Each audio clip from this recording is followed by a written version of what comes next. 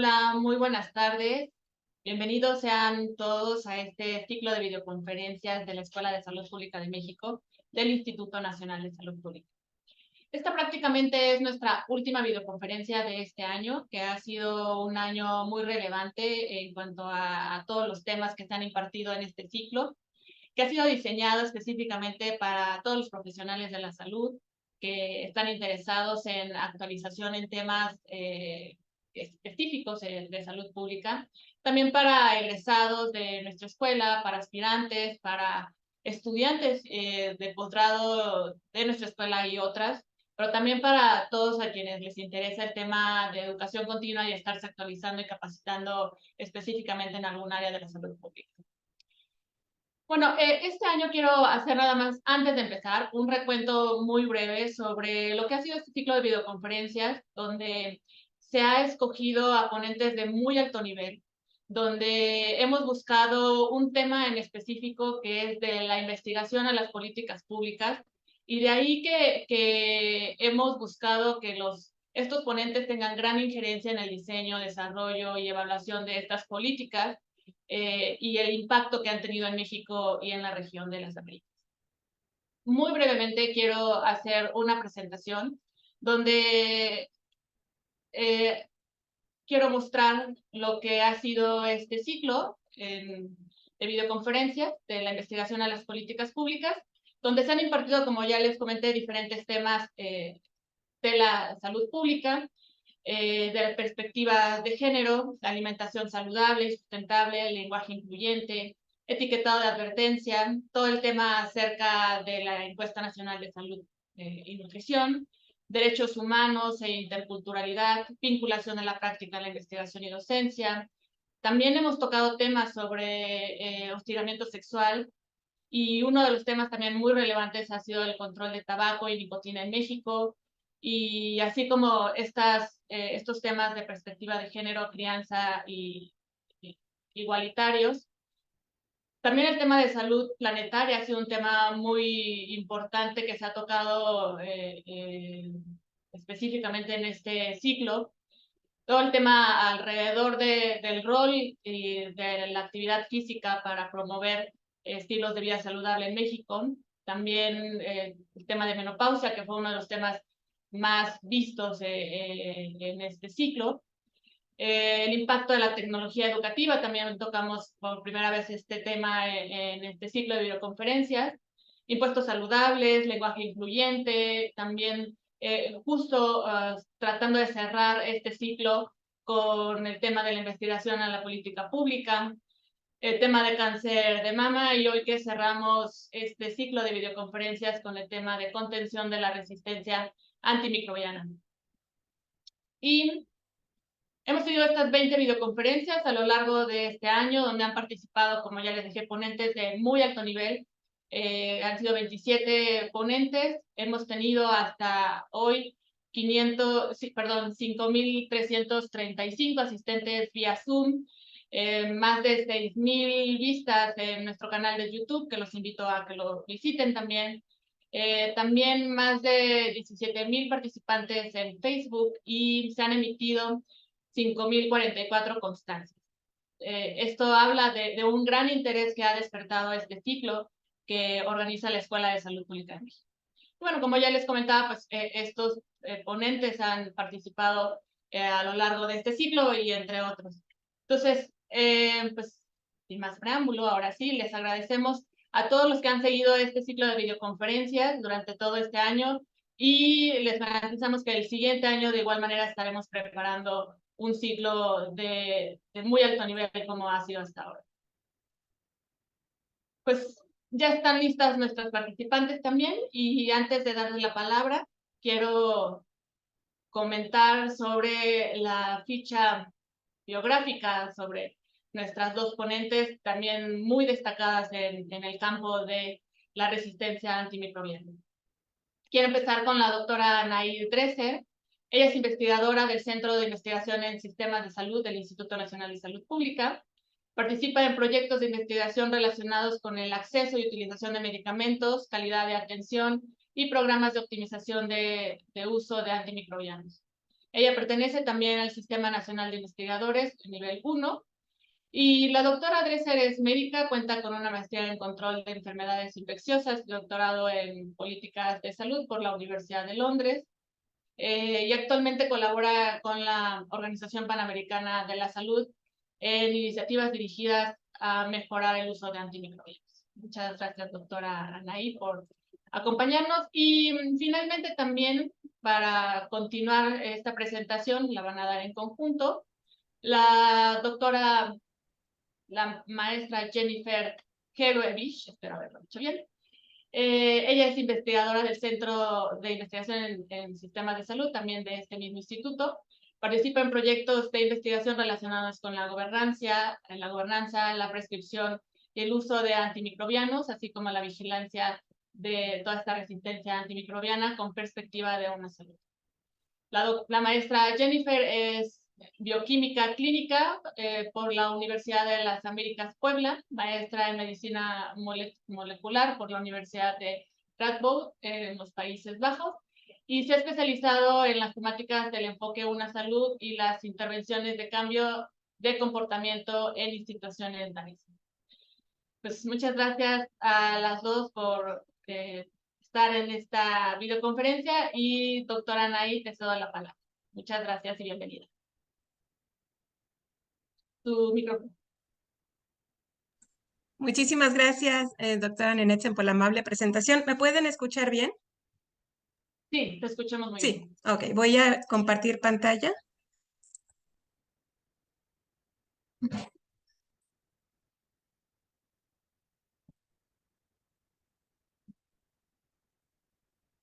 ¿Ya pueden ver bien mi pantalla? Sí, te vemos perfecto. Perfecto. Bueno, pues muchísimas gracias.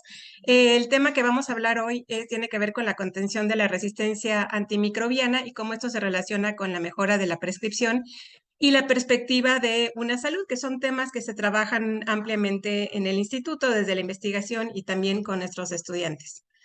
Entonces, el motivo de tener esta plática esta semana tiene que ver con justamente que se celebra a partir de la siguiente, la Semana Mundial de Concienciación sobre la Resistencia a los Antimicrobianos. Y a veces algo que preguntan es ¿por qué necesitamos una semana para hacer conciencia sobre este tema? Bueno, un poco porque es se le ha llamado la pandemia silenciosa. Es un problema que no tiene la visibilidad. Si uno ve casos de COVID o casos de dengue, uno los ve, pero el tema de resistencia frecuentemente es algo que no se alcanza a ver. Entonces, es necesario hacer visible este tema para todo el ámbito. Cuando nos referimos a antimicrobiano, nos referimos a todos estos medicamentos contra las enfermedades infecciosas, antibióticos, antivirales, antifúngicos, antiparasitarios, y el tema o el lema de esta campaña es el mismo del año pasado, que es prevengamos juntos la resistencia a los antimicrobianos, reconociendo que es un problema que afecta, nos preocupa desde la salud humana, pero en realidad afecta también la salud del medio ambiente, la salud de los animales, y ese es el tema que nos va a compartir la maestra Jennifer Hegewich. Muy bien, entonces en esta primera parte de la presentación yo voy a hablar del problema de resistencia antimicrobiana más desde la perspectiva de salud humana y la necesidad de mejorar la prescripción médica. Muy bien, entonces quiero empezar con este tema que no es resistencia, pero de ahí parte la resistencia, está relacionado, que es el uso inadecuado de medicamentos antimicrobianos, los medicamentos que vimos en la diapositiva anterior. Todos los reportes en los últimos años coinciden en esta misma estadística. El 50% de los antibióticos se prescriben y se utilizan de manera no adecuada, es decir, se utilizan cuando no está justificado. Lo típico son las infecciones virales, gripes, catarros que se tratan con antibióticos, o la selección hepatoterapéutica incorrecta, sobre todo antibióticos de amplio espectro cuando esto no es adecuado. ¿Cuál es el problema del uso inadecuado de los antimicrobianos? Bueno, que no estamos dando la mejor calidad de atención y podemos afectar la seguridad de los pacientes. Recuerden también las reacciones adversas a medicamentos. Y también estamos impactando en el gasto en que incluyen las familias, las personas y los servicios de salud al estar dando inadecuadamente los medicamentos antiinfecciosos, los antimicrobianos. Pero el impacto más importante tiene que ver con ¿no? Que estamos impulsando el creciente problema de resistencia antimicrobiana y sabemos que las infecciones causadas por organismos multiresistentes, van a necesitar tratamientos más caros y se asocian a una mayor mortalidad. Y esto es un serio problema de salud pública. De hecho, la resistencia antimicrobiana es uno de los 10 problemas más preocupantes en salud global. ¿Cómo se relacionan estos dos problemas? Aquí pueden ver un estudio ecológico viejito, pero que sigue repitiéndose exactamente lo mismo. Aquí pueden ver mapeados los países y donde tenemos el nivel de consumo en la parte horizontal, medida en esta métrica de dosis diaria definida, y podemos ver que a mayor consumo vamos a tener mayor nivel de resistencia. Esto es algo que existe, o sea, mayor nivel de consumo y sobre todo de antibióticos de amplio espectro vamos a tener mayor resistencia. Entonces es un determinante importantísimo y hay otros, el control de infecciones y toda esta interacción que aparece aquí, que vamos a ver en la segunda parte de la presentación, con el medio ambiente, con los animales, también tiene que ver, ¿no? Pero en salud humana es esta la relación clara que es la que hay que abordar. Entonces, ¿cuál es el impacto de esto? Imagínense, desde hace más de 10 años ya se habla de el apocalipsis, un mundo sin antibióticos, una era post-antibiótica. ¿Qué sería la atención médica si no tenemos antibióticos, si los seguimos utilizando de manera irresponsable? Y esto que ven acá abajo es una estadística que seguramente ya han visto en otros lados, que de no tomar medidas para contener la resistencia antimicrobiana y a los antibióticos en particular, va a haber más muertes por resistencia en el año 2050 que por cáncer. Entonces, esto es realmente pavoroso, pero no estamos prestando la suficiente atención. Estas estadísticas que ya parecían preocupantes, pues resulta que son aún peores. Solamente en el año 2019, este es un reporte de Lancet, concluyó que la resistencia a los antibióticos asoció casi a 5 millones de muertes en todo el mundo y fue la causa directa de al menos 1.2 millones de fallecimientos. Es decir, la cosa es peor de lo que se estimaba y además el impacto en COVID fue terrible. No se ha documentado el impacto de COVID en el aumento de tasas de resistencia, que tiene que ver con el uso mayor de antimicrobianos asociado a pacientes hospitalizados por COVID y también por bajar medidas de prevención y control de infecciones, de uso racional de antibióticos. Es decir, estamos en el filo de que si no tomamos medidas, la cosa puede complicarse. Y retomando este reporte de Lancet, aquí solo voy a poner 2 diapositivas, solo para que vean en dónde estamos parados, ¿no? Este es el reporte de Lancet, que mapea las tasas de resistencia de una bacteria E. coli a una clase de antibióticos, las cefalosporinas de tercera generación. Y pueden ver México cómo está ahí en naranja, más del 60% de los aislamientos son resistentes a este antibiótico, que de por sí era un antibiótico que ya era de las últimas alternativas y ya básicamente no sirve con estas tasas de resistencia. Y esta es una infección, Escherichia coli, que puede dar infecciones en la comunidad, por ejemplo, de vías urinarias, pero también dentro de los hospitales. Y la cuestión dentro de los hospitales, pues también está de susto, ¿no? Este es la bacteria Cinetobacter baumannii, que se relaciona más con infecciones intrahospitalarias, y pueden ver esto, las tasas de resistencia a medicamentos carbapenémicos, que son casi la última opción, y tenemos estas tasas igual de 60% de resistencia, y México pues no es el único, ¿no? O sea, esto es una cuestión global y por lo tanto tenemos que tomar acciones globales para contener la resistencia. Entonces, la resistencia es un fenómeno natural relacionado con diversos determinantes que vamos a ver ahora, pero el uso inadecuado de antimicrobianos es un tema fundamental y es posible contener y revertir. ¿Cuáles son las estrategias para contener la resistencia? Una es evitar o retrasar la aparición de resistencia, como con intervenciones para mejorar la utilización de los antimicrobianos. La segunda, igualmente importante, evitar la propagación de las infecciones por microorganismos resistentes con medidas de prevención y control de infecciones, aislamiento, lavado de manos, vacunación y, por supuesto, desarrollar nuevas moléculas. Esta primera, que tiene que ver intervenciones para mejorar la utilización, implica hacer diagnósticos de cuáles son los problemas de prescripción y de utilización de antibióticos, intervenir en cambios de conducta que finalmente van a mejorar la calidad de atención, y esto tiene que hacerse dentro de los hospitales y fuera de los hospitales. Esta es, por lo tanto, una medida importante porque además de contener la resistencia antimicrobiana, mejora la calidad de atención y también disminuye el costo en que estamos incurriendo en los servicios de salud. Muy bien, entonces tomando en cuenta este panorama, la Organización Mundial de la Salud lanza en el 2015 el Plan de Acción Mundial sobre la Resistencia a los Antimicrobianos con 5 objetivos estratégicos. Voy a resaltar 3. Bueno, aquí tengo uno que es mejorar la concienciación, que es como en la semana que vamos a entrar ahora, y la comunicación sobre RAM.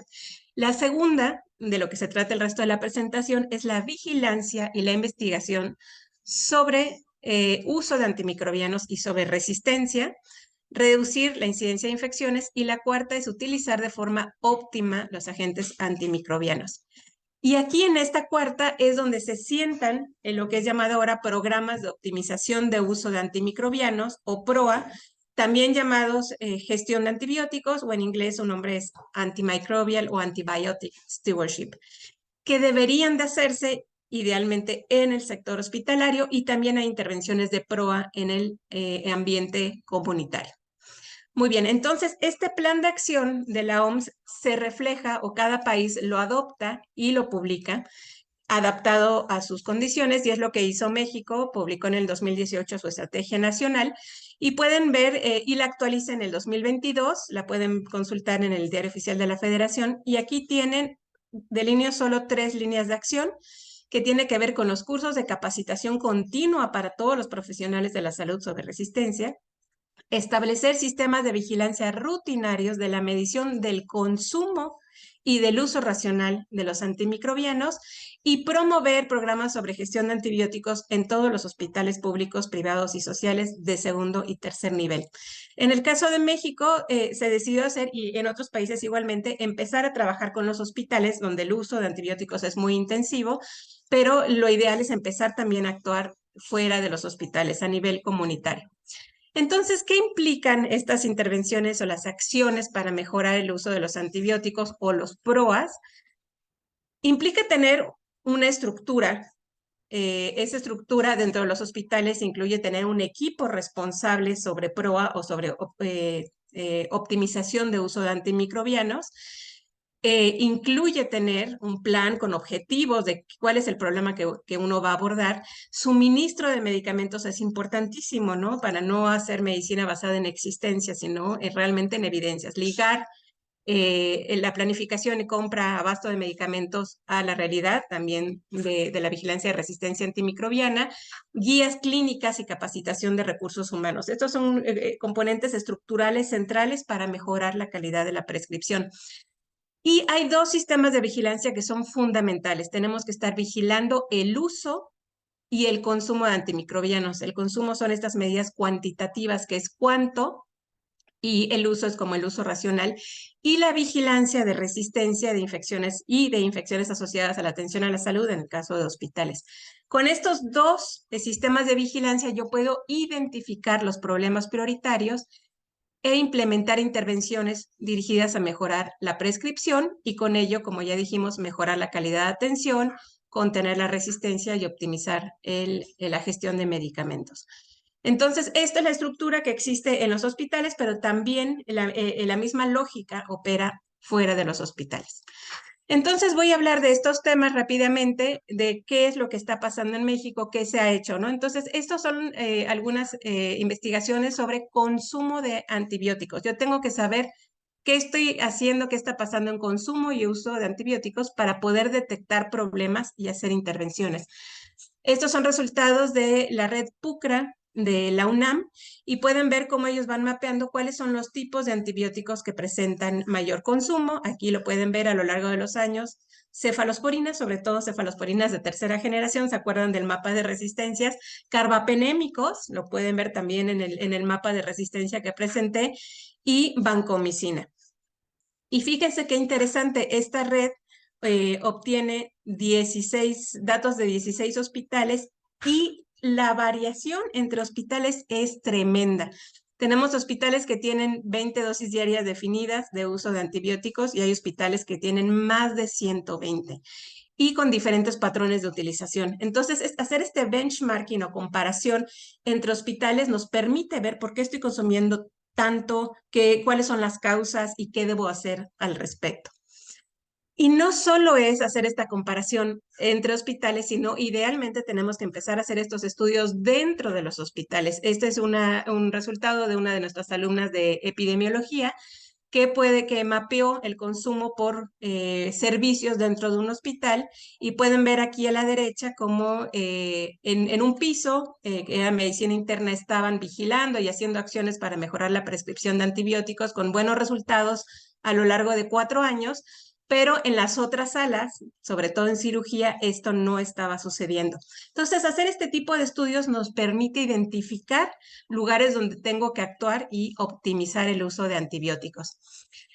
Otro tipo de estudios que se pueden hacer son los estudios de prevalencia puntual o PPS, donde yo entro a un hospital y veo cuántos de los pacientes hospitalizados tienen antibióticos y cómo lo están utilizando. Este es un estudio de los primeros que se hizo en México. La prevalencia puntual, es decir, en este hospital era de 51%, la mitad de los pacientes hospitalizados tenían antibióticos, lo cual no parece tan alto hasta que uno ve las cifras, por ejemplo, de Estados Unidos o de Europa, y en Europa la prevalencia puntual promedio es de 35%, es decir, estamos consumiendo muchos antibióticos dentro de los hospitales. Y este es otro estudio que hicieron los colegas también del Instituto Nacional de Salud Pública en 4 hospitales, y pueden ver, ¿no?, una gran variación del 47 al 91% de prevalencia.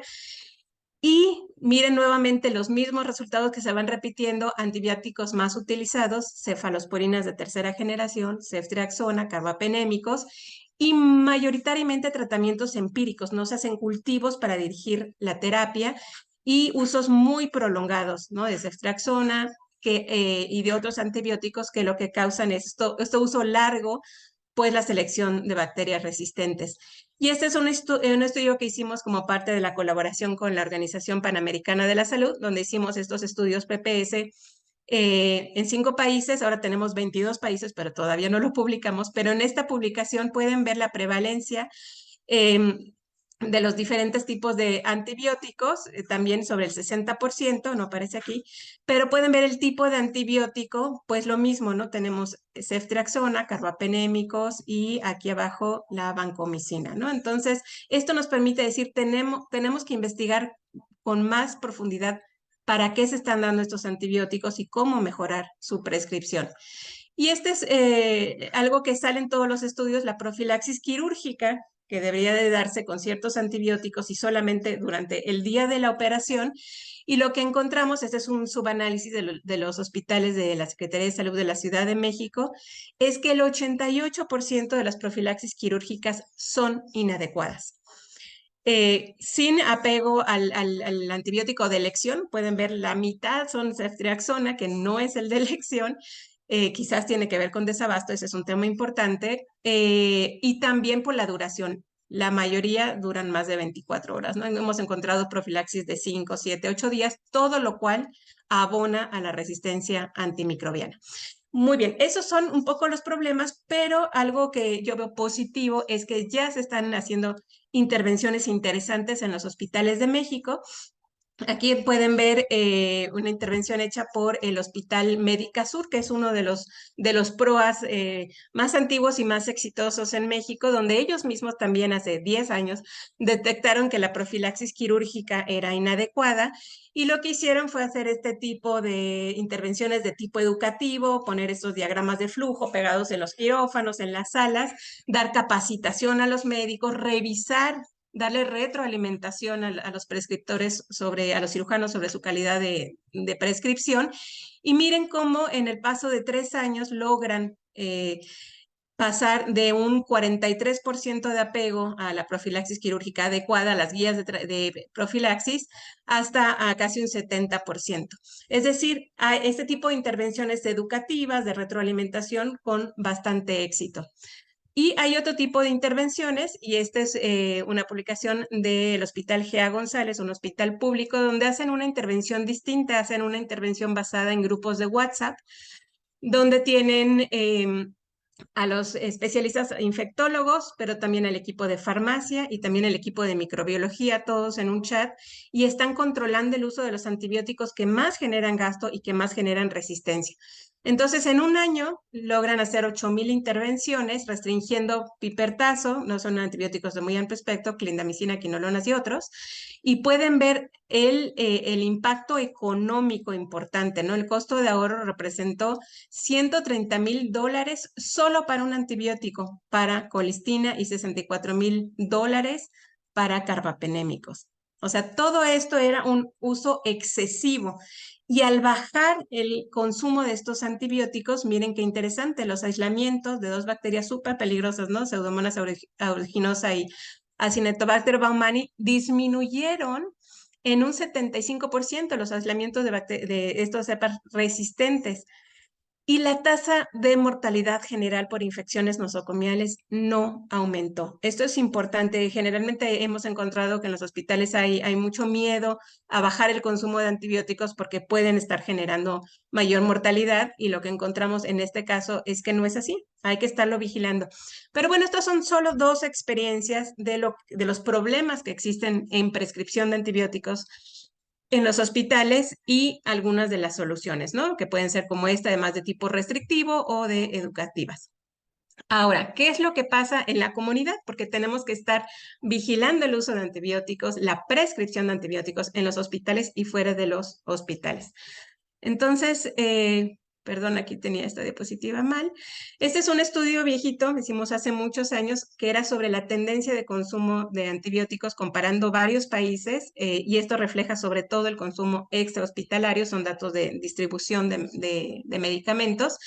Y pueden ver cómo México tenía una tasa altísima de consumo cuando se comparaba. México está ahí en rojo con otros países.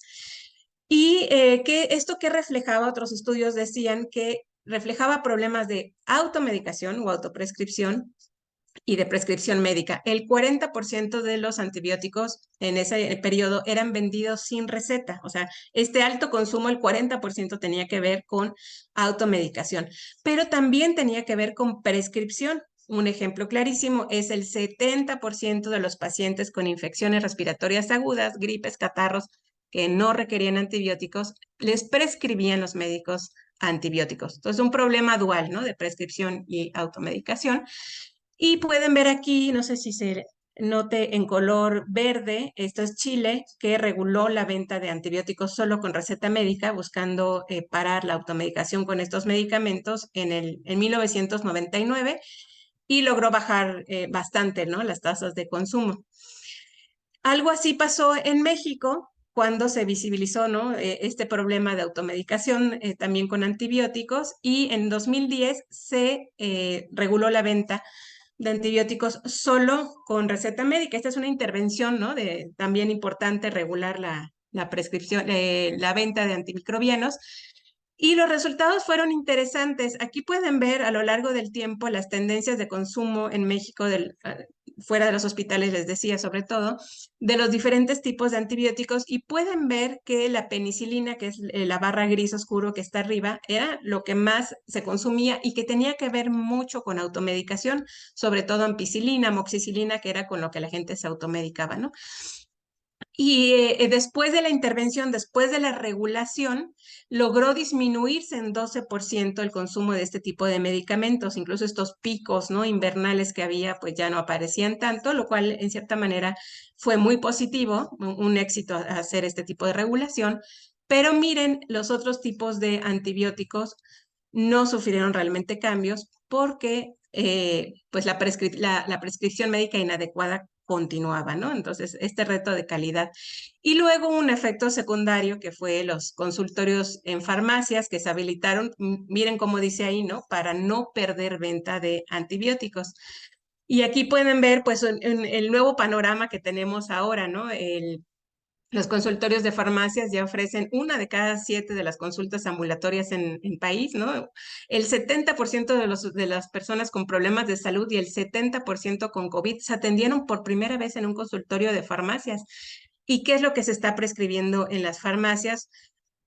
No podemos generalizar, pero lo que encontramos en esta encuesta de salida en el 2014 es que la mayor parte de los motivos de atención son infecciones respiratorias agudas, nuevamente gripes, catarros, y al 80% de los pacientes les prescribieron antibióticos, cuando sabemos que tendría que ser cero, ¿no? Básicamente la prescripción de antibióticos. Y no cualquier antibiótico, si bien la mayoría era amoxicilina, miren, ceftriaxona, ahí empezaba, ¿no? A subir, y otros antibióticos que de ninguna manera estarían justificados para este tipo de infecciones. Entonces, ese es el gran reto. No pongo aquí ejemplos de intervenciones porque justamente esta es la gran área de oportunidad. Ya hay estudios en el instituto que están viendo cómo entrarle a mejorar la calidad de la prescripción en los consultorios, no solo los de farmacias, también los consultorios privados, incluso los consultorios públicos, pero no dentro de los hospitales. Se necesitan otro tipo de intervenciones y tenemos también alumnos trabajando en estos temas, ¿no? Si algún alumno está buscando temas de estudio, pues este es importantísimo. Y quería acabar mi parte de la presentación con un poco los determinantes. Por qué se prescriben tantos antibióticos? Pues sí, tendría que ver con falta de conocimiento de los médicos, puede ser también con incentivos perversos que pueden haber en algunos servicios de salud, pero también ellos refieren que las personas llegan pidiendo un antibiótico, con estas expectativas de, ay doctor, mi hijo tiene mucha fiebre y mocos verdes y ya necesita un antibiótico, ¿no? Entonces, en ese sentido es muy importante comunicar hacia la comunidad, hacia los pacientes y a sus familiares sobre el uso racional de los antimicrobianos, ¿no? Está muy estudiado ya que cuando tú bajas las expectativas del paciente de recibir antibióticos, pues les va mejor en la consulta médica. Y al respecto, pues aquí hay un manual por si a alguien le interesa en que esté haciendo promoción de la salud, con cómo empezar a hacer esta comunicación al público. Este es un ejemplo de lo que el Departamento de Comunicación, en particular nuestro colega Gabriel Millán, hemos estado haciendo en los últimos años para esta semana, ¿no? Cómo comunicar el uso de antibióticos para infecciones virales en el caso de COVID, y este es un meme que no sé si ustedes conozcan, pero esto es un meme que ha sido como el éxito en esta campaña de comunicación, más de 22,000 veces compartido en el país y que nos creo que comunica muy bien cuál es el problema y cuál es el alcance del problema de resistencia antimicrobiana. Entonces, por mi lado, de salud humana, aquí lo voy a dejar para darle la palabra a mi colega, la maestra Jennifer Hegewich. Muchas gracias, Anaí. Voy a compartir mi pantalla a continuación y seguimos con la sección de la mejora de la prescripción de antimicrobianos, pero ahora desde el enfoque de salud animal y ambiental, que es lo que se ha dejado de lado durante mucho tiempo, precisamente por darle la prioridad que merece a la salud humana. Sin embargo, que es un poco lo que vamos a hablar, cómo todo está interconectado. Déjenme quitar el panel. Listo. Bueno, aquí tenemos, como nos ha comentado la doctora Anaí Dresser antes, el uso de antimicrobianos está intrínsecamente conectado con la formación de la resistencia a través de la presión selectiva, elementos genéticos móviles, etc. Y esto, tanto el uso de antimicrobianos inapropiado y excesivo, como la formación de la RAM, la podemos ver en hospitales, en la comunidad, en el sector humano, pero como bien decíamos, también podemos verlo en otros sectores, puesto que de los hospitales, pues normalmente los seres humanos hacen sus necesidades básicas y esos van a contaminar cuerpo de aguas después de pasar por el retrete, plantas de tratamiento, etcétera, y finalmente llegan de una u otra manera genes, bacterias, parásitos, virus y hongos al sector ambiental. Y si además le sumamos que estamos usando antimicrobianos de todo tipo en todos estos sectores, pues se vuelve un caos. También hemos hablado y vamos a hablar muy a profundidad sobre el sector humano, el sector animal y cómo se utilizan aquí los antimicrobianos, porque la presentación va a tener, sobre todo va a girar sobre los antimicrobianos más que la resistencia, pero tenemos que tener en cuenta que en estas tres esferas siempre hay conexión entre sí, ¿no? Por ejemplo, en el sector humano es bien conocido que las bacterias resistentes a través de la preparación de alimentos y contaminación de fuentes de agua por estos animales pueden volver justamente al sector humano. Y es por eso que necesitamos una perspectiva de una salud. Esa perspectiva de una salud se requiere a esta no ignorable conexión entre todos estos sectores donde interactúan elementos genéticos móviles que alimentan la resistencia, uso antimicrobianos, especies, y es imposible tratar solo desde el sector humano.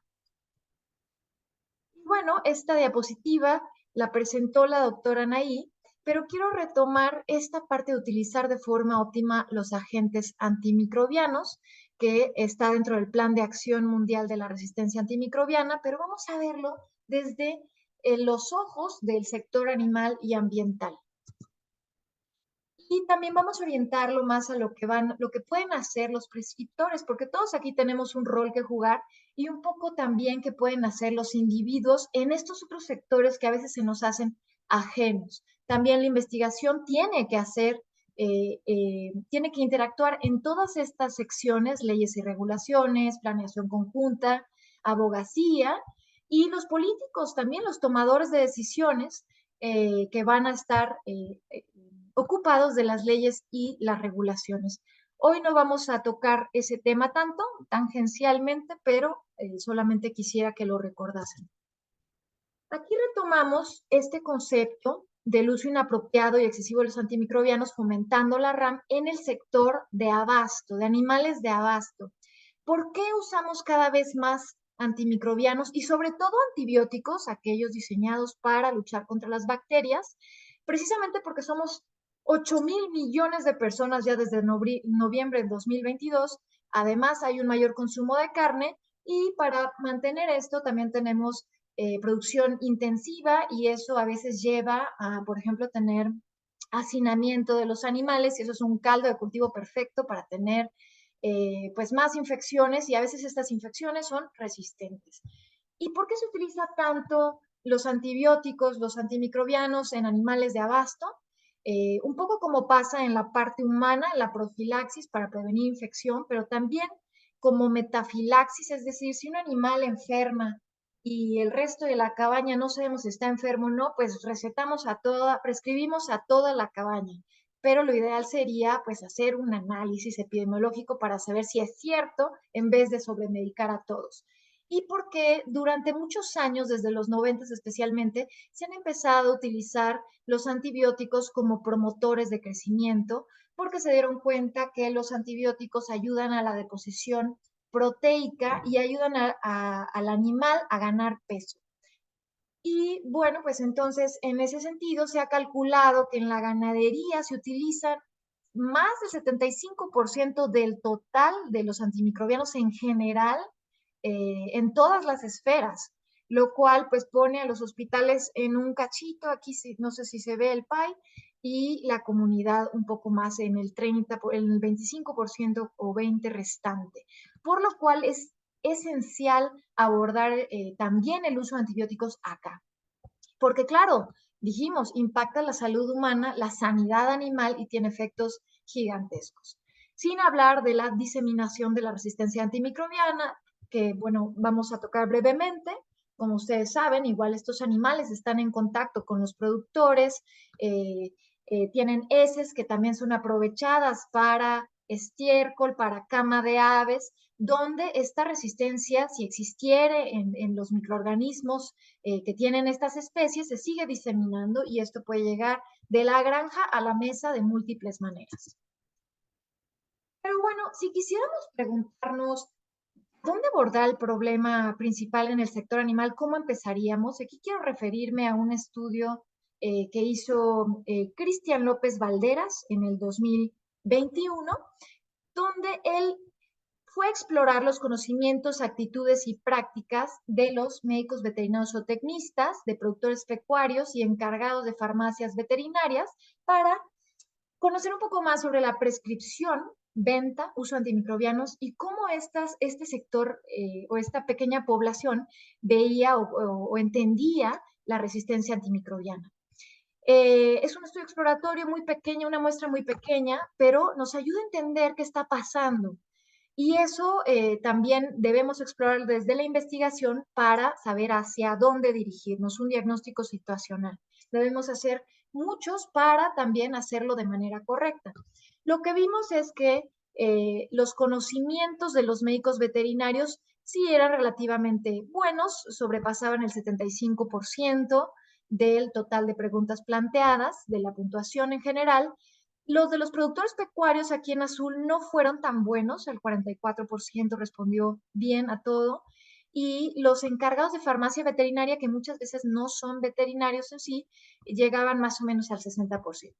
En cuanto a actitudes, que se refiere a tener por lo menos una idea, una forma de pensar correcta respecto a cómo contener la resistencia. Voy a poner un ejemplo. Lo ideal es consultar un veterinario para que esta persona, el veterinario, prescriba o haga una prescripción adecuada de un antimicrobiano a un animal. Cuando una persona dice, no, no hace falta porque pues yo aquí tengo mi compañero, mi colega productor, mejor voy con él, pues entonces es una mala actitud referente a combatir la resistencia antimicrobiana. Evidentemente, entre médicos veterinarios o tecnistas fue buena la actitud, también entre productores pecuarios, pero no así en encargados de farmacias veterinarias, diciéndonos que ellos también realmente no están tan interesados. La actitud no es favorable para combatir la resistencia antimicrobiana. Y en materia de prácticas, que es lo más preocupante, uno puede pensar una cosa y tener una actitud respecto a esa cosa, pero hacer otra, ¿no? Y las prácticas fueron por debajo del 61% en todos los casos, preocupantemente 40% en el caso de los productores pecuarios, refiriéndose que las prácticas no eran adecuadas. De entrada aquí nos estamos dando cuenta que esto podría ser el problema que tendríamos que abordar. Y nos fuimos a las ventas, específicamente en estos resultados triangulados de estos tres actores, y vimos que el 54% de los productores pecuarios sabían que se necesita una receta para comprar antibióticos, o sea, la actitud era buena, pero el 46% de estos productores compraban a la distribuidora, una industria quizás, o a la forrajera sin prescripción, a pesar de que necesitan, que saben que se necesita de un veterinario. Y el 75% de los encargados de farmacias veterinarias, no necesariamente veterinarios, dijeron que vendieron antibióticos sin receta en el último año por cualquier motivo. Entonces, lo que vemos es que en este pequeño estudio, los antibióticos se administran por personas que no necesariamente tienen el entrenamiento veterinario.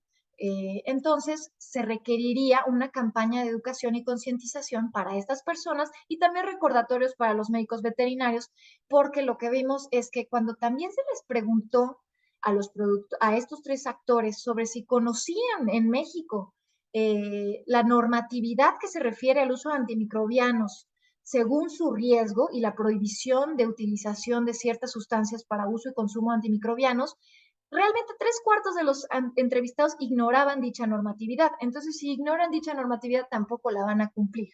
¿Estamos de acuerdo? Aquí en México tenemos la NOM 064 y otros 2 acuerdos que hablan sobre esto. Vemos que la normatividad también está obsoleta y está desestimada, puesto que tampoco hay sanciones para hacerlo cumplir y entonces finalmente se hace lo que se puede y tampoco se vigila y es un área donde podemos entrarle con políticas, con cambios de comportamiento, con mejores prescripciones de diferentes maneras. Pero tenemos también que entender el contexto. ¿Tienen alternativa? ¿Y qué podemos cambiar de esas alternativas? Sabemos que en el sector de animales de abasto hay pocas pruebas de diagnóstico, sobre todo in situ, y a veces recurrir a un veterinario es caro. Entonces, ¿cómo hacerlo? ¿Cómo hacer el sector de toma de decisiones? ¿Cómo hacerlo desde los veterinarios, desde los productores y desde la ciudadanía? Porque todos tienen un papel que cumplir. Así como nos comentaba la doctora Nay Dresser, que hay patógenos de preocupación en el hospital, estos patógenos de preocupación también están aquí tenemos en el hospital algunos, nos comentaba pseudomonas aeruginosas, acinetobacters, pero hay algunos que están presentes en la comunidad, en el hospital y otros en la comunidad e interactúan también en el sector animal. Tenemos, por ejemplo, salmonelas y campylobacters resistencias a estos microorganismos presentes en estas tres esferas, Escherichia coli también presentes en las tres esferas, resistencias a vancomicina, enterococos resistentes a vancomicina, Clostridium difficile también ahí en las tres, Staphylococcus aureus resistentes a meticilinas, entre otros. Y si vemos aquí en los animales de abasto, vemos con preocupación que patógenos comunes en aves, por ejemplo Campylobacter, que pasan a través de los alimentos hacia el ser humano, ya son resistentes a fluoroquinolonas, que son pues un antibiótico que se utiliza bastante en hospitales, en la comunidad, para enfermedades comunes, ¿no?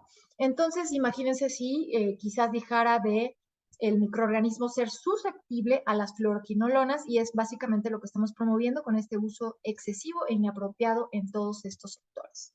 También lo que vemos en aves y cerdos es una mayor resistencia de Escherichia coli, por ejemplo, productora inclusive de beta-lactamasas de espectro extendido, muy preocupante, resistente a cefalosporinas, como nos comentaba la doctora Dresser, que ya veían más resistencia en la parte humana. Bueno, pues aquí también lo pueden ver como espejo en la parte animal.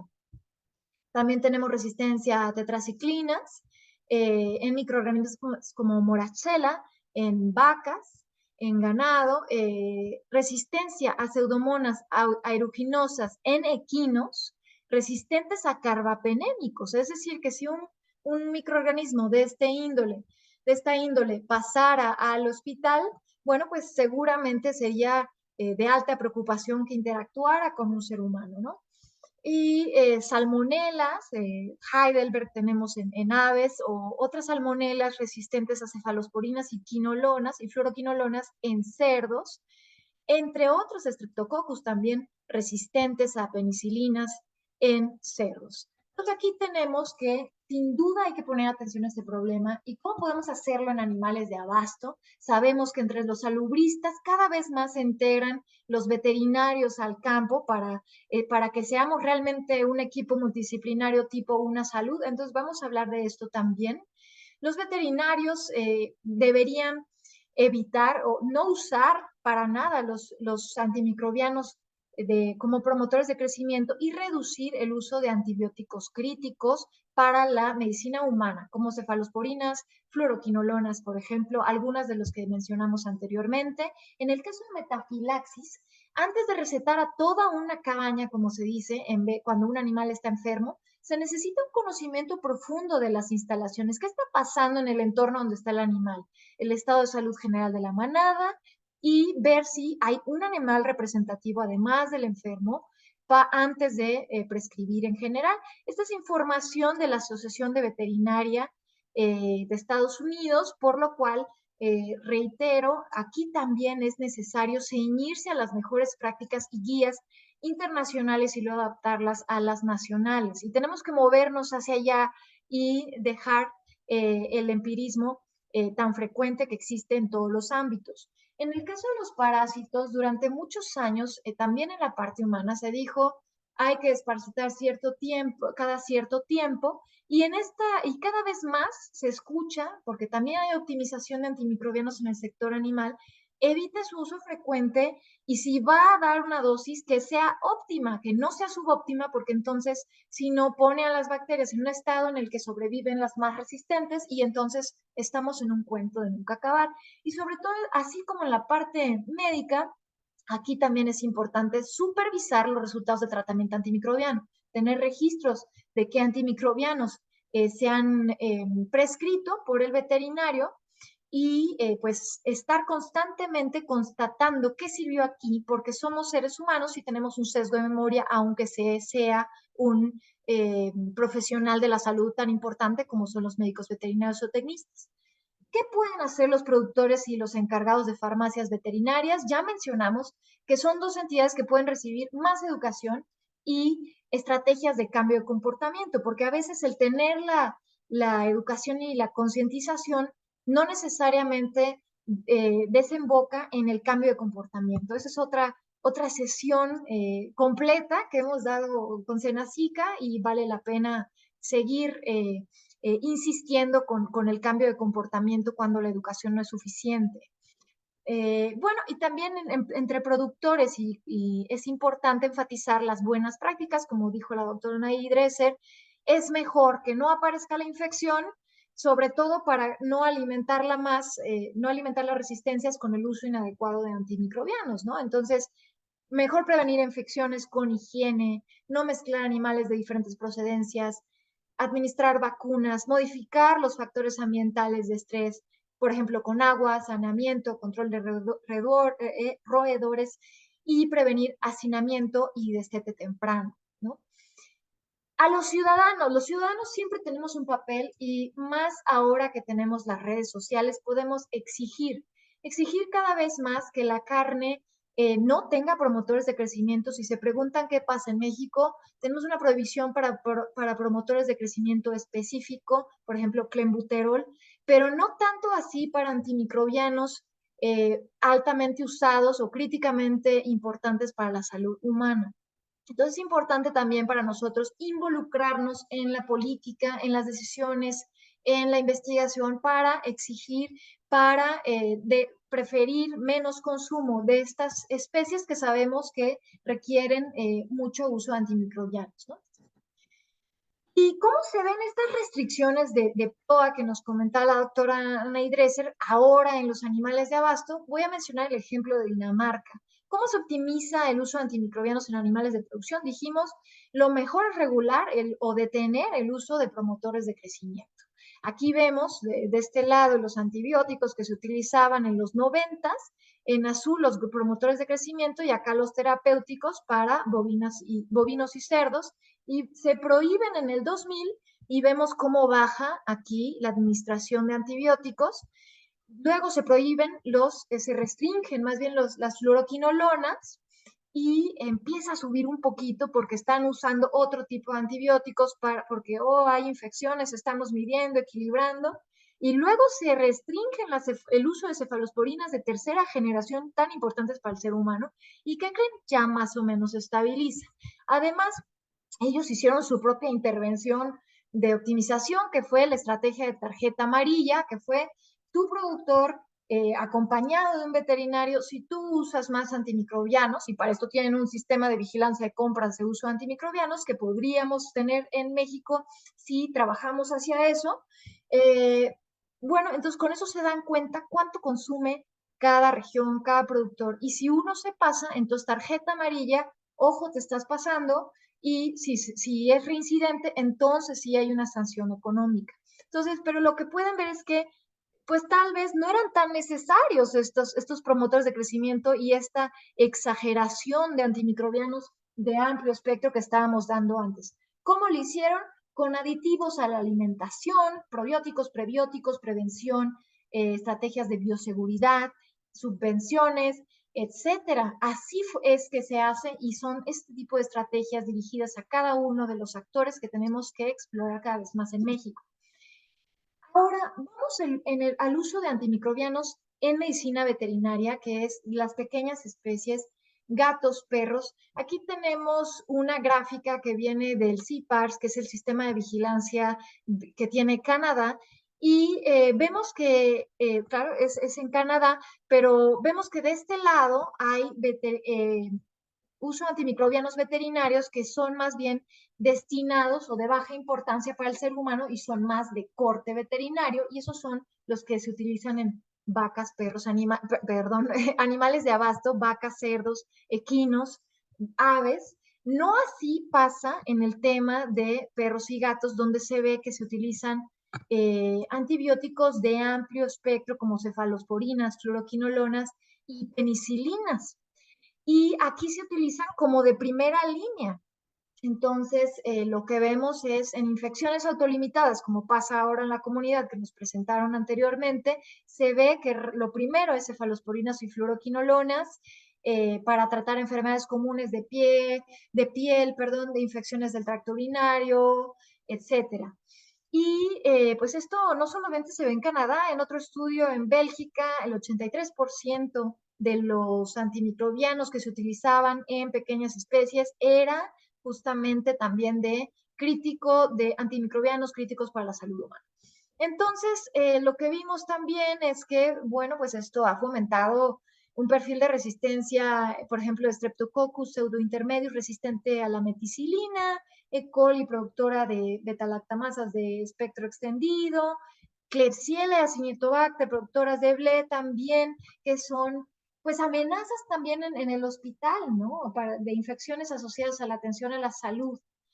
Y bueno, recordarles que a veces los animales lo adquieren a través de comer alimentos crudos y en humanos, pues a través de la salud laboral, por ejemplo, los veterinarios que están en contacto con heces, con orina, y también las personas que están, ahora sí que los dueños que están allí en contacto con las mesas exploratorias y que no se lavan las manos. Eso es importante ahora sí para los dueños también en pequeñas especies. Y las consecuencias están, pues no solamente en la resistencia compartida hacia los seres humanos, sino que en la sanidad animal cuesta más caro, hay hospitalizaciones más largas cuando hay microorganismos resistentes, se requieren más pruebas, a veces se requiere hacer una eutanasia por fracaso terapéutico o bien se pierden los clientes.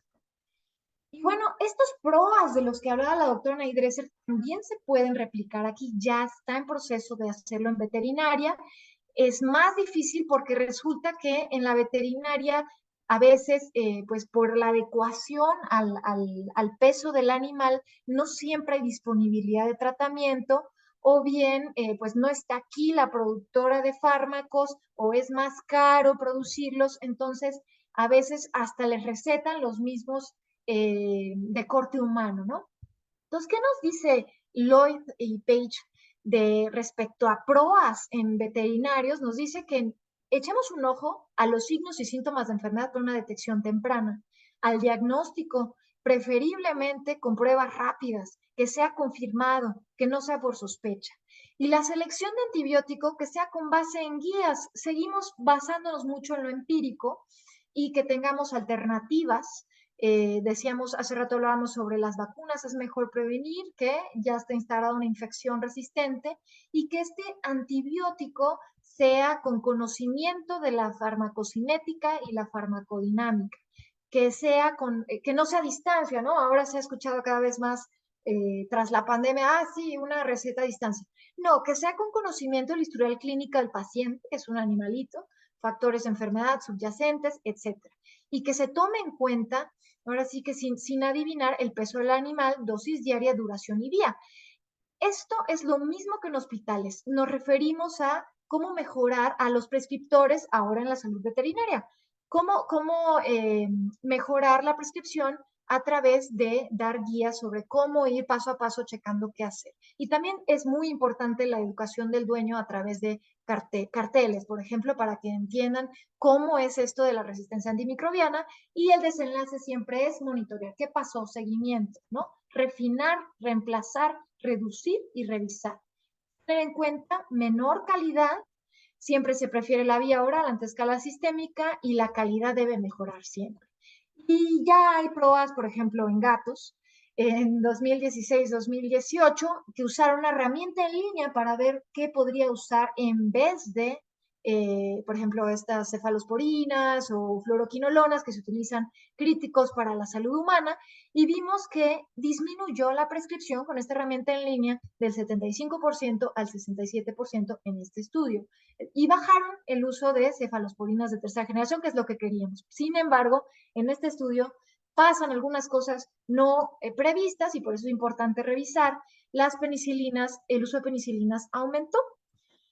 Bueno, y en animales acuáticos, ahora sí que pasando a otro mundo que a veces no le prestamos atención, en piscifactorías sí que se utilizan muchos antimicrobianos, sobre todo por el hacinamiento de los peces, que usamos estas piscifactorías para mitigar el agotamiento del océano, pero ahora que estamos consumiendo más en la acuicultura, estamos despertando estos otros problemas de resistencia porque pasa lo mismo que en los otros sectores que ya vimos. Pues los peces están hacinados, hay enfermedad, hay, por ejemplo, ya tenemos aeromonas, Vibrio paraneolíticus, Vibrio vulnificus, y estos adquieren resistencia por el uso constante de tratamientos de primera línea como oxitetraciclinas, florfenicol, y pasan a través de los alimentos pescados y mariscos poco cocidos, o bien si tiene un pez un pez de compañía, en sistemas de soporte mal cuidados, con poco luz UV o con poca limpieza o saneamiento, entonces pasan muy fácilmente al ambiente de los humanos que están en contacto con esto que es el elemento de agua, los cuerpos de agua. Y pues causan obviamente mortalidad en mariscos y crustáceos y peces de compañía, pero también enfermedad aguda y grave en humanos, altamente resistente, ¿no?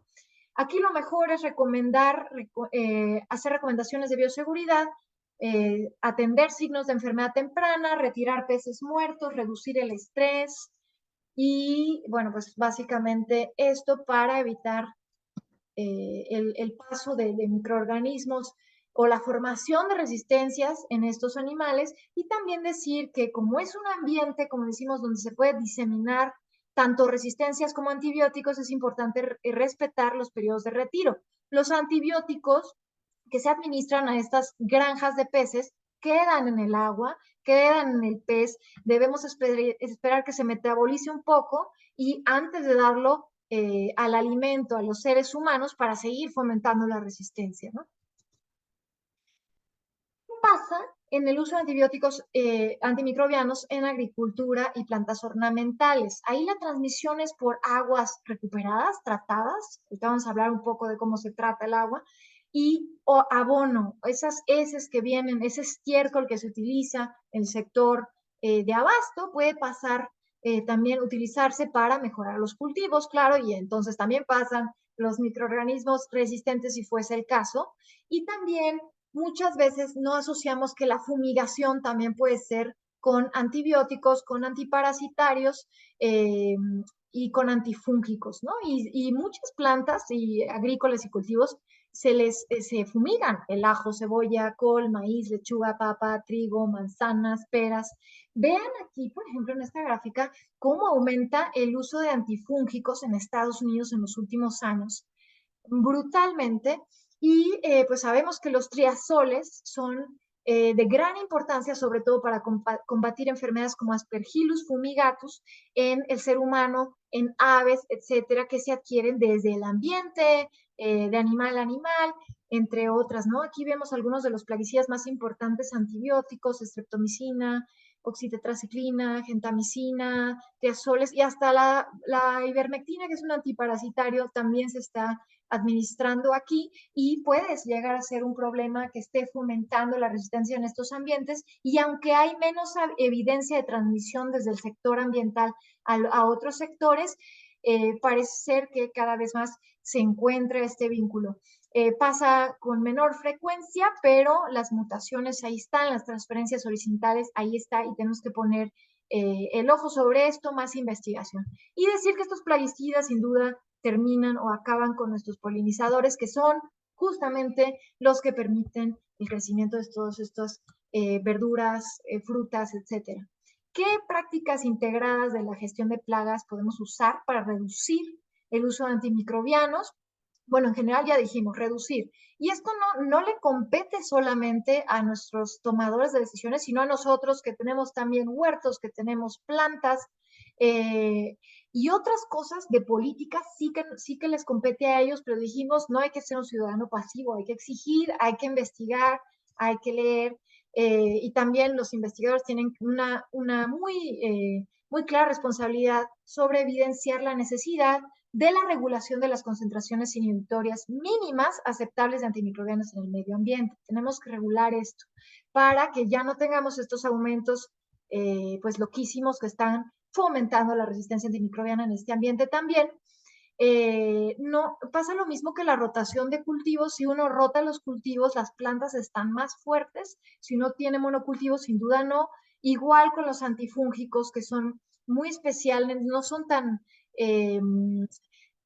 no están tan, son más fáciles de que adquieran resistencia, y si se siguen usando los mismos, entonces probablemente vamos a agotar el único mecanismo que tenemos para luchar contra enfermedades en humanos, ¿no? Y en animales, por supuesto. Quiero incluir esta parte de eliminación adecuada porque es como también nosotros humanos introducimos esos antimicrobianos al ambiente, ¿no? En esta encuesta de Malaba de 2022 se le preguntó, ojo, a profesionales de la salud cómo se deberían desechar los medicamentos utilizados. Preocupantemente, el 20% dijo hay que tirarlo al WC, al inodoro, otros dijeron al fregadero, igual es líquido, no pasa nada, el 10%, otros dijeron residuos municipales y relleno sanitario, y bien, pues todos estos son inadecuados. Básicamente, los únicos que acertaron fue un 32% que es por incineración y no sabíamos si era realmente que supieran cómo vale la incineración y es lo que vamos a mencionar.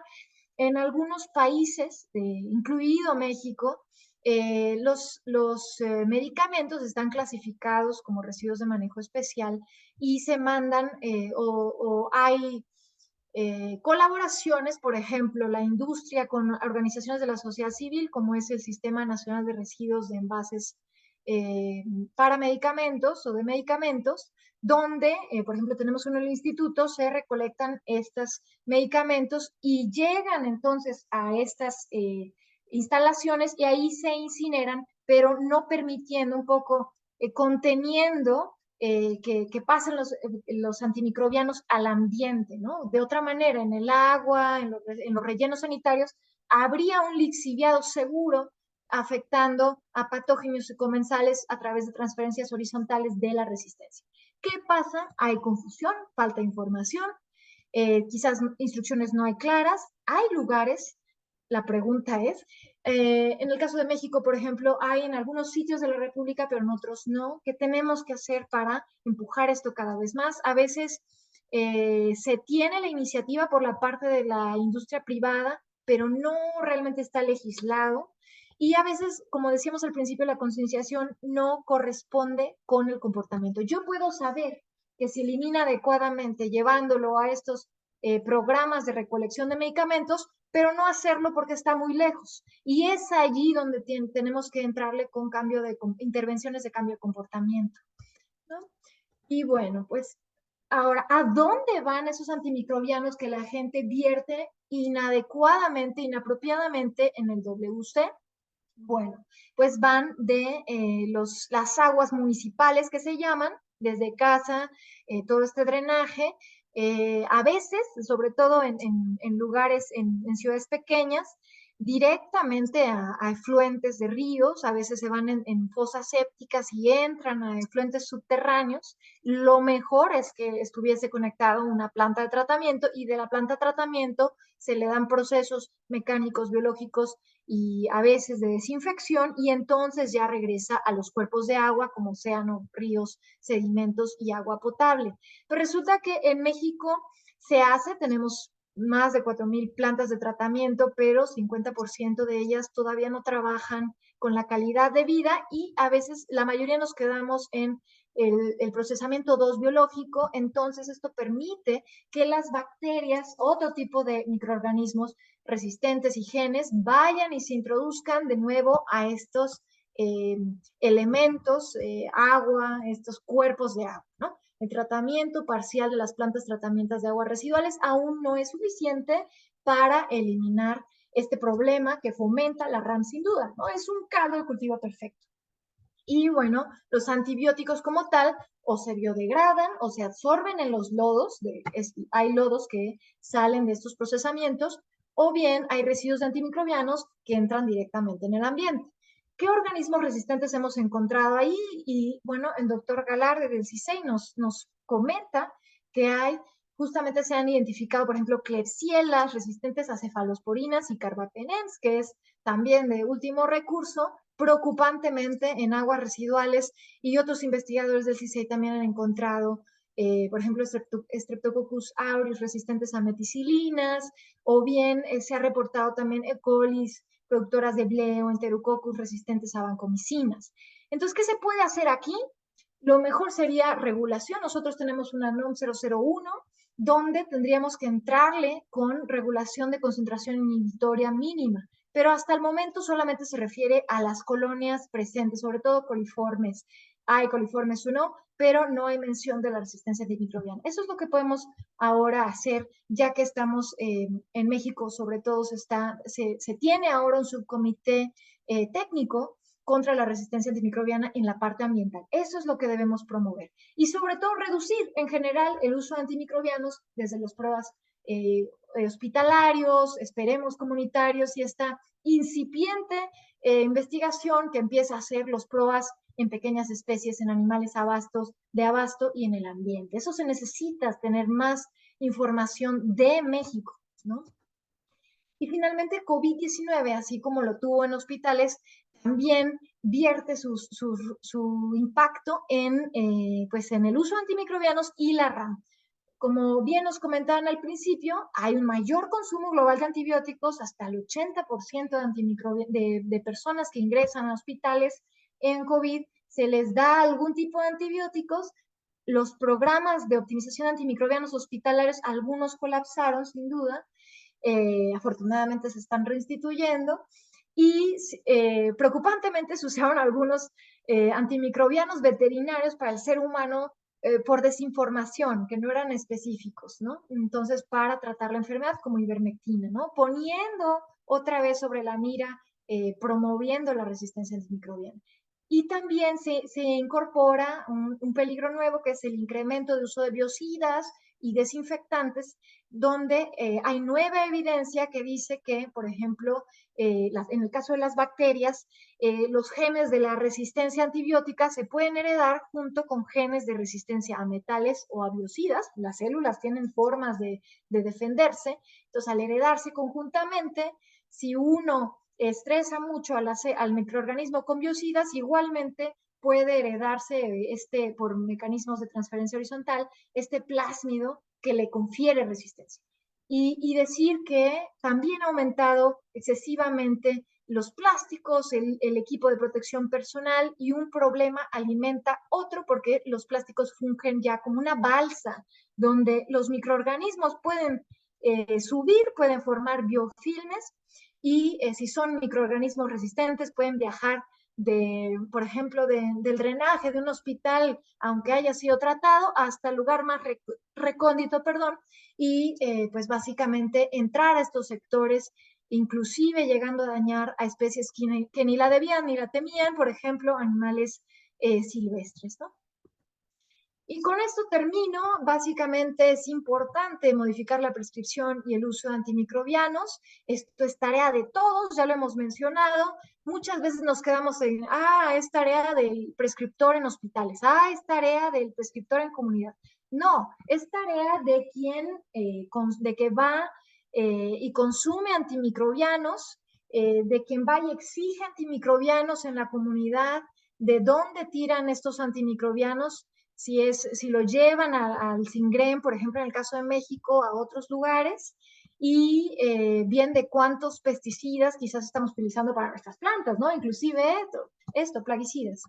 Y en el caso de los productores, no solamente es responsabilidad de ellos, y no solamente en los animales de abasto, sino tenemos que poner todas las ganas también en la parte veterinaria, en la acuicultura, en las asociaciones veterinarias también, que a veces son quienes consiguen los antimicrobianos también para estos pequeños productores o para grandes productores, y ahí como también tienen que ver en este uso de antimicrobianos. Y finalmente, pues en la parte ambiental, pues tenemos que llegar hasta nuestros tomadores de decisiones, a las industrias, a las personas expertas, para que nos ayuden a limitar este vertido de antimicrobianos al ambiente. Y si se vierte, ¿qué tratamiento le vamos a dar? ¿Cómo lo vamos a hacer? ¿A dónde se va a ir? Y es muy importante los esfuerzos que se están haciendo desde la investigación. Por ejemplo, ahora la vigilancia de aguas residuales nos permite tener un panorama mucho más amplio de a dónde está llegando la resistencia antimicrobiana al ambiente, que también está conectado con estos dos sectores. Y como el ambiente es algo que se está empezando a tocar ahora desde la RAM, desde el uso de antimicrobianos, los hago el comercial y los invito a este gran ciclo de ponencias que va a suceder del subcomité técnico de resistencia antimicrobiana o contra la resistencia antimicrobiana, federal ambiental que nos va a presentar RAM desde la perspectiva ambiental el 23 y 24 de noviembre en conjunto con Senacica. No se lo pierdan, es una gran oportunidad de conocer otra área más. Y bueno, muchísimas gracias de parte de la doctora Anaí Dresser y una servidora. Espero que esto les deje una duda, una responsabilidad grande de cambiar al mundo. Y recordemos que los antimicrobianos deben cuidarse porque suponen una grave amenaza para la salud global. Gracias. Muchísimas gracias, maestra Jennifer, doctora Anaí Dresser, por estas grandes ponencias e información que nos han brindado a lo largo de esta poco más de una hora.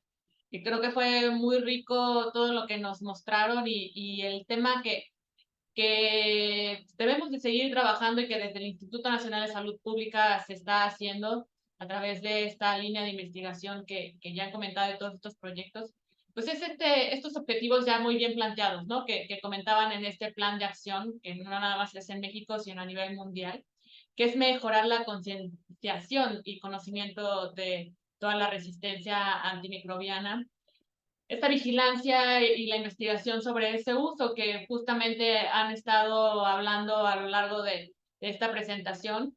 Y creo que han estado haciendo un trabajo muy enriquecedor con la idea de reducir la incidencia en estas infecciones. Y que ayer hablábamos en nuestro programa de radio también, de Radio SPM, que si tienen la oportunidad, chéquenlo. También hablábamos sobre justamente esta reducción de la incidencia de infecciones y cómo poder evitar también el uso excesivo de los antibióticos. Y bueno, y sobre todo esto de los objetivos que también se plantea en este plan, que es utilizar de manera óptima los agentes antimicrobianos, ¿no?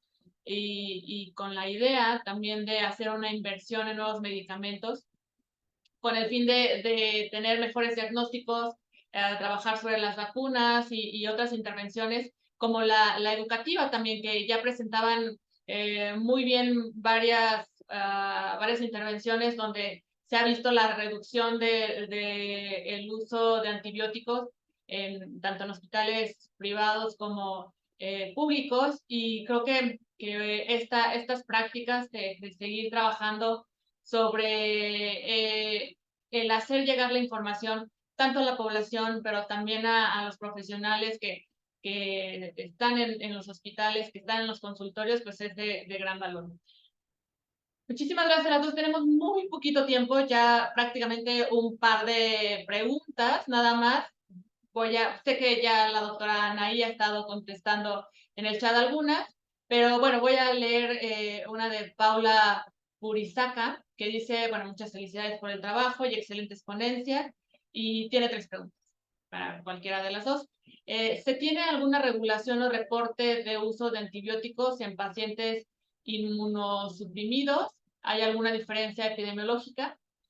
También en casa o cuando estamos en el servicio social, por ejemplo, en algún centro de salud, sobran o se caducan antibióticos, donde es correcto eliminarlos para una correcta biodegradación, y porque a veces se hace fácil o se eliminan en el drenaje, ¿no? Y ya vimos también con la explicación de la maestra Jennifer cómo este problema también se va más allá de la salud humana, sino también en la salud animal, que esto es lo que se trabaja en este tema de una salud, ¿no? Y que se busca evitar también esta propagación de bacterias y antibióticos, etcétera, que después trae repercusión en la salud, un ciclo tanto humana como animal.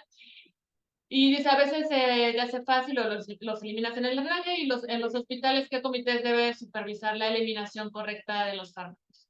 Y si existe algún indicador asociado. Son muchas preguntas, ¿alguien quiere contestar? Voy a empezar yo rápido y después le dejo la palabra a Jennifer sobre el uso de antimicrobianos, antibióticos en pacientes inmunosuprimidos. Eso es una cuestión no tanto de regulación, sino de guías clínicas, ¿no? De tratamiento. Y definitivamente las hay, o sea, hay diferentes circunstancias en donde varía la utilización de antibióticos, y por supuesto que se tienen que abordar. ¿Y quién tendría que estar supervisando el cumplimiento de de las guías clínicas, de la prescripción ajustada a esas guías clínicas? Pues los PROAS hospitalarios, ¿no? En el caso de los pacientes inmunosuprimidos que se atienden ahí. En el caso de el desecho, eso se la voy a pasar a Jennifer, porque creo que ahí toca, solo voy a decir algo breve, ahí toca a la parte que ya mencionaba la maestra Jennifer sobre regulación y políticas. En principio, sí debería de haber un sistema dentro de los hospitales para el desecho adecuado de los antimicrobianos, ¿no? Y un sistema también en los centros de salud y demás. Ahora, la tarea grande la está haciendo esta, que es una entidad privada, que es Singrem, pero yo creo que es una gran área de oportunidad para las políticas públicas, justamente el poder tener, gestionar los desechos de medicamentos, y dicho sea de paso, lo que vivimos en los desastres naturales, especialmente después del temblor del 2017, fue tremendo, ¿no? Las donaciones innecesarias y malas donaciones, incluyendo medicamentos caducos, y lo que pasó ahí, ¿no? Tenemos toneladas de medicamentos que en el mejor de los casos se regresaron a Singrem y en el peor de los casos se enterraron o se quemaron, ¿no? Entonces, es una gran área y gracias por mencionarlo. No sé si quieras completar la respuesta tú, Jennifer, y también preguntan algo al respecto sobre, bueno, no, Y sobre eso. bueno, básicamente lo que tú mencionabas sí es importante, es un área de las políticas que tenemos que impulsar desde la investigación, también exigir y desde los ciudadanos de a pie y los prescriptores. Yo creo que el primer paso es movilizar, ¿no? Primero, se puede contactar a Singrem, que es la empresa de corte privado, es una entidad privada no dependiente del gobierno, para ver si esos servicios pueden estar disponibles en donde está uno, porque aparte no, o sea, imagínense, es una entidad privada, tampoco puede proporcionar toda la atención que se requiere en esta parte a todo el mundo. Sin embargo, por ahí se puede empezar. En cuanto a políticas, justamente lo que les decía, tenemos que hacer ruido desde la investigación, desde los ciudadanos, desde los hospitales, vincular, cambiar las normas de RPBI. Me preguntaban hace rato cuál era la NOM que se encarga de los residuos peligrosos, es la 052 de Semarnat, pero hay que actualizarla, esta es de 2005, hay muchos residuos peligrosos, no solamente medicamentos, que tienen que entrar ahí, ¿no? Que tienen que actualizarse y el gobierno le tiene que entrar con esto también, ayudarse también a asociación público-privada para pues abordar este gran problema, ¿no? Eso es de mi parte. No sé si hay otras preguntas. Muchísimas gracias por la explicación. Y bueno, pues hay grandes felicitaciones, hay muchos comentarios acerca de lo bien explicado y de la importancia de este tema. Y bueno, pues nada más les voy a comentar algunos, de que hay que recordar que ningún tratamiento antimicrobiano servirá por sí solo. Si el sistema inmune está disminuido y por ello, pues cada GPC está orientado a cada bacteria, ¿no? Entonces, es nada más un comentario a lo que ya se había impartido. Y pues muchas felicitaciones, no hay muchas preguntas, creo que el tema quedó bastante claro. Les agradezco muchísimo su participación y creo que cerraron con broche de oro este ciclo de videoconferencias 2023 de la Escuela de Salud Pública de México. Estaremos invitándolas para el siguiente ciclo, seguramente en 2024 habrá nuevos avances, nuevos resultados en los proyectos de investigación que ustedes manejan muy bien y nos dará mucho gusto contar aquí con su asistencia y su participación.